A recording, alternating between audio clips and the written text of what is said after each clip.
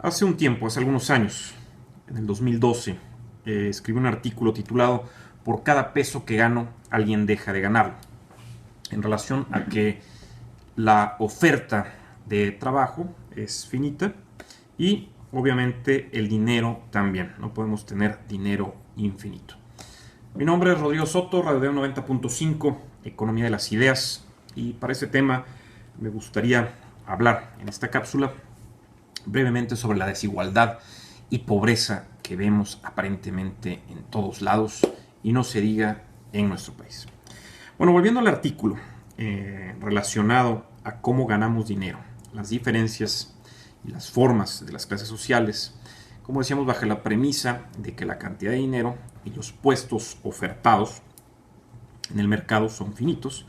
Y en síntesis, mi punto era que por cada peso que tú ganas o que yo gano, alguien deja de ganar ese peso. Sobra decir que lo anterior crea una desigualdad entre los individuos o las clases sociales, y como en algún momento recuerdo en mis clases con el maestro Berlín en el Colegio Las Hayas, nos decía que si repartiésemos todo el dinero de forma equitativa a todos los individuos de una nación, se volverían a generar esas clases sociales bajo la premisa o el supuesto de que cada persona utilizaría el dinero de diferente forma, es decir, alguno tal vez lo ahorraría, otro lo gastaría inmediatamente y otro tal vez lo invertiría generando dinero y mejor rendimiento. Bueno, escribo esto porque en algunas ocasiones mi mente ha divagado en relación a por qué algunos tienen más que otros, así como la diferencia entre las clases sociales existentes, en donde la pobreza pareciera que continúa creciendo en diversos países, como es el caso de nuestro país, de México,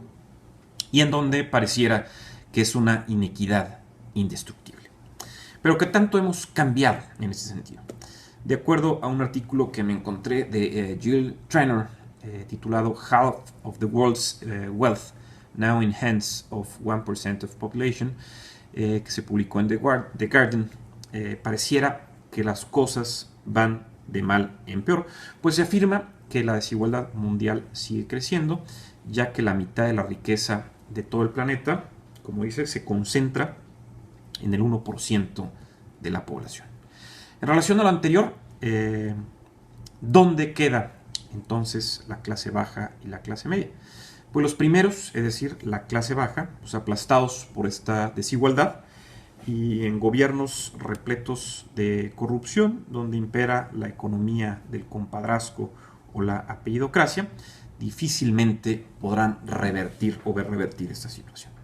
Mientras que pareciera que la clase media, atrapados como engrane esencial para que se mueva toda la economía, y desgastados por sentirse explotados y sin posibilidades de subir en la escalera económica. Todo esto generando una tensión social que puede ser precursora de una revuelta. Pero veamos un poco más para apuntalar lo descrito con algunos datos, y se puede encontrar en lo resumido por Esteban Illades dentro de su escrito Tomás Piketty, El capital y la desigualdad en el siglo XXI, publicado en la revista Nexos, en donde, después de analizar la investigación de Piketty, nos dice que la tesis central del francés es que a lo largo del tiempo la renta o utilidad que se obtiene de fábricas, negocios, propiedades, acciones, tiende a ser mayor que la obtenida por medio del trabajo. ¿Qué sucede con esto? Bueno, obviamente se crea una desigualdad cada vez mayor entre ricos y pobres, teniendo a la clase media estancada y preocupada por mantener su trabajo. Continuando con Illades, otro punto interesante que nos refiere de Piketty es que comenta que aquellos individuos que heredan capital, por ejemplo, propiedades, tierra, acciones, negocios, solamente necesitan ahorrar poco para lograr que su capital crezca mucho más rápido que la economía entera. De nueva cuenta, abriendo entonces más la brecha entre ricos y pobres, y resultando irrisorio que el trabajo de una vida entera de la clase media se vaya a la basura versus la herencia de cualquier junior que no hizo nada por merecer. ¿Dónde queda entonces la meritocracia? ¿Seguimos entonces, pregunto yo, dominados por la apellidocracia? No lo sé. Otra explicación interesante acerca del capital en el siglo XXI de Piketty la podemos encontrar en un video de la BBC que se llama Thomas Piketty, Capital in 3 Minutes, y se nos dice que nos debemos preocupar por el capital y no por el ingreso y los bonos, aunque comúnmente, bueno, pues son los que nos dan la solución para el día a día en nuestro ingreso y los que ponen comida en la mesa. Pero Piketty nos dice que debemos de centrarnos más en propiedades, terrenos, acciones, etcétera, si es que queremos aumentar nuestra riqueza. Pues eso sucede con los ricos, quienes ven incrementar, como dijimos, sus fortunas mucho más veloz o de forma más rápida que el crecimiento global económico. Sin embargo, también se remarca dentro del video que los ricos son quienes, gracias a sus padres, son gracias a sus padres y la herencia que ellos obtuvieron, pero no definitivamente por el trabajo que hicieron. Mi traducción, bueno, en mi humilde opinión, es que el mundo se convertiría entonces en un lugar repleto de juniors, donde se pone más peso en los nombres o en los apellidos versus en los hombres. La meritocracia entonces quedaría abatida y la apellidocracia y el compadrazgo florecerían. Con el fin, bueno, de pensar en detener ese crecimiento desmedido de los ricos y el aumento de la desigualdad entre los que más tienen y los que menos, una solución propuesta por Piketty es crear un impuesto global a la riqueza o al capital, en donde obviamente pues el que más tiene más paga impuestos y viceversa. Pero, ¿qué hay de todos aquellos pseudo líderes públicos y privados truculentos y corruptos? Es decir, todos aquellos que esconden su dinero en paraísos fiscales, evadiendo al fisco, aquellos políticos que se ligan con empresarios, favoreciéndolos para adquirir propiedades a cambio de contratos, aquellos que viven de la desfachatez de una sonrisa y se sustentan mintiendo constantemente y estafando a otros, además de la lacerante corrupción en nuestro país, que algunos dicen que no se puede meter a todos a la cárcel porque entonces ¿quién cierra la puerta? Y bueno, a este punto Piketty agrega que sería necesario instaurar un castigo penal para los países que maquillen o escondan sus estados financieros y la misma solución a todos aquellos empresarios o políticos que se valgan de este tipo de artimañas para escapar a paraísos fiscales con tal de no pagar sus impuestos, evadir al fisco en su país de origen, como suele suceder en nuestro país.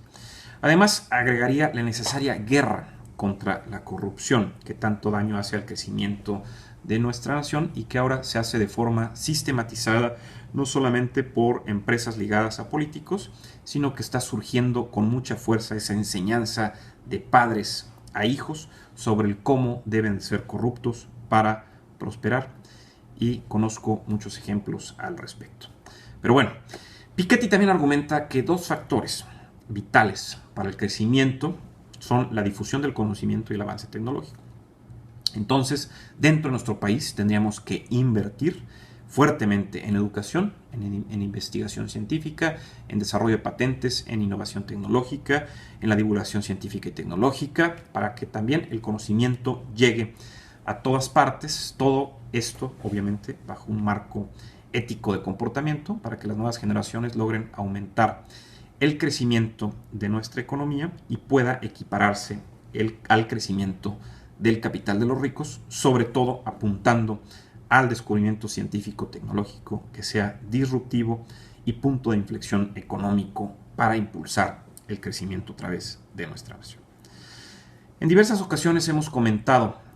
sobre la necesidad de invertir en educación también ligada a ciencia y tecnología para mejorar el Producto Interno Bruto del país, pues una economía que depende principalmente de las remesas de los indocumentados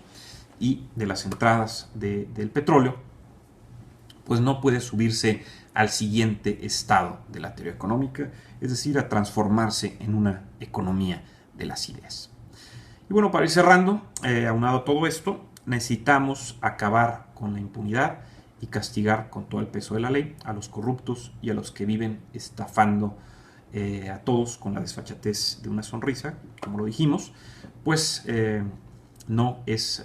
una forma ética de comportarse y nos hace mucho daño al crecimiento como nación, como ya lo dijimos. Parece una tarea difícil, una tarea complicada, pero bueno, es necesario trabajar en ello y es necesario que cada uno de nosotros pongamos nuestro pequeño grano de arena. Rodrigo Soto, Radio 90.5, y los invitamos también, como siempre, a visitar el sitio economiadelasideas.mx. Gracias y nos vemos en la siguiente.